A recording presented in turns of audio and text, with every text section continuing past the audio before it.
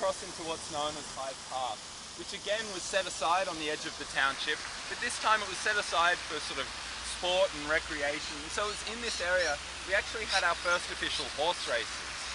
These days though you won't find any horses around here. It's much more just for public relaxation, escaping away from the city and that sort of thing. But out across the other side of Hyde Park there, you can see the big St Mary's Cathedral. It's actually our largest cathedral here in Australia, and it's actually the second version. So they started one in about 1821, but it burnt down soon after that. So in 1868, they started again with this one, which we can see behind us here. But they didn't finish it until about 9 years ago. It took them about 130 years to get it all done.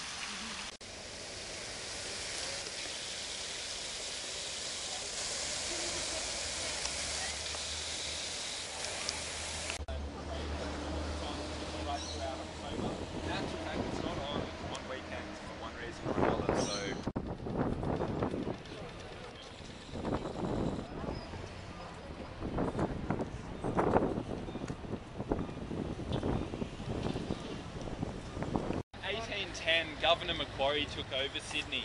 He was fairly influential, so much so he had a large number of things named after him, including roads, bridges, rivers, towns, cities, all these different things were named after him. In actual fact though, the street which we can see behind us there was named Macquarie Street. He created it himself and named it after himself, so it's a bit of an ego there too. But he was a bit of a visionary. He really believed he could make Sydney a better place through better town planning and better architecture. So much so he had his own favourite architect, Francis Greenway, who was a convict sent out from England for forgery, came out here, he's the only architect, so they pardoned him, and he went on to do lots of work for the government and whatever, including the two buildings which we can see on either side of us here. So up behind you there, you can see what's known as the Hyde Park Barracks, which was completed in about 1819 as self-contained accommodation for the convicts. So before this time, the convicts were generally free to roam around the city as they liked, because if they tried to escape out into the bush, they'd get lost, they'd die.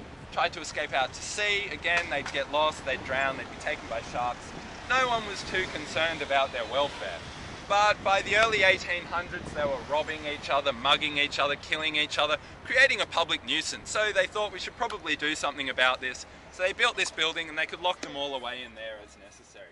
These days though, Sydney-siders don't really have particularly imaginative nicknames for things. So what you're looking up there is the Golden Bucket. Although it could also be to do with the fact that all the way right at the top of the tower there's actually a 167,000 litre water tank, which acts as a counterbalance so the whole building doesn't fall over. But anyway.